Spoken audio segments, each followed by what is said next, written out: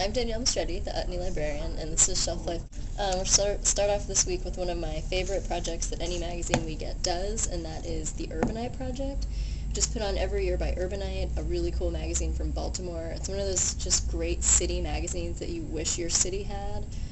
It's free, it just kind of sits around in all the cool stores and restaurants for people to pick up and look at. People in the city are really proud of it. I love it. It makes me feel like I'm from Baltimore or that I want to live there, which normally I wouldn't really think. So anyway, the Baltimore Project is basically just this magazine's editors putting together creative people from the city and saying, create something, anything. Just come up with some funky project and we'll give you space in our magazine and space on the website to talk about it. And the projects are explained in this issue. My favorite is the Rumor Mill Project, which is basically these two artists arguing for the use of rumor to perpetuate kind of good vibes within Baltimore. For example, just starting a rumor like, hey, did you know Baltimore has the highest rate per capita of working artists in the country? And you kind of think, oh, wow, really? Well, it's not true, you know, it's all based on a web of lies, but the idea is sort of just to get people thinking more positively about a city that, you know, let's face it, we mostly only hear negative things about. Speaking of positive things about Baltimore, there's also, totally separate from the Baltimore Project, there's this little feature about a guy who built a pool in his garage. You can see it looks really fancy here, but then you can also kind of see how he did it.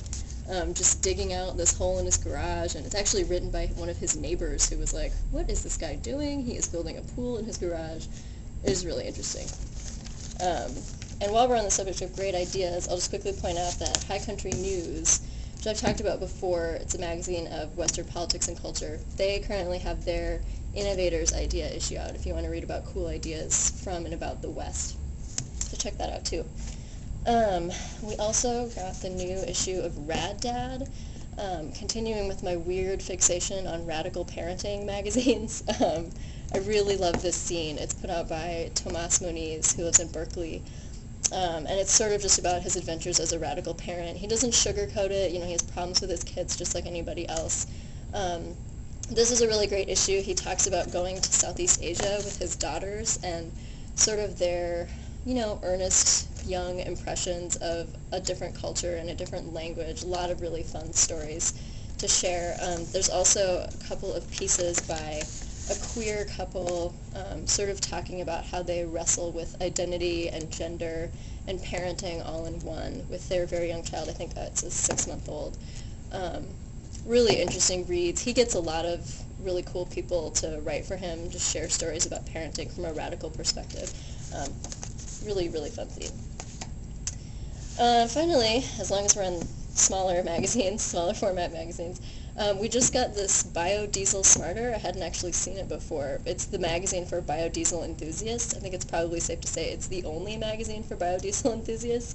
I don't know anything about biodiesel, but it's really dorky and fun and kind of got me thinking that maybe I should be installing some kind of biodiesel filter in my car, which is probably not possible, but perhaps. There's a story about going to Alaska and tapping the local grease market. I guess Alaska is one of the states that least uses their discarded cooking oil. A lot of that has to do with the temperature. So then they figured out different blends to work with different temperatures. Let's see if I can find it here. And they have them labeled in these bottles. Kind of gross, but definitely interesting. And then later on in the issue, they have a whole how-to about how to install a biodiesel filter in your car. Just really kind of fun and dorky if you're curious about biodiesel or just curious about the various passions that people have and that compel them to publish. Definitely check this out too. And tune in next week.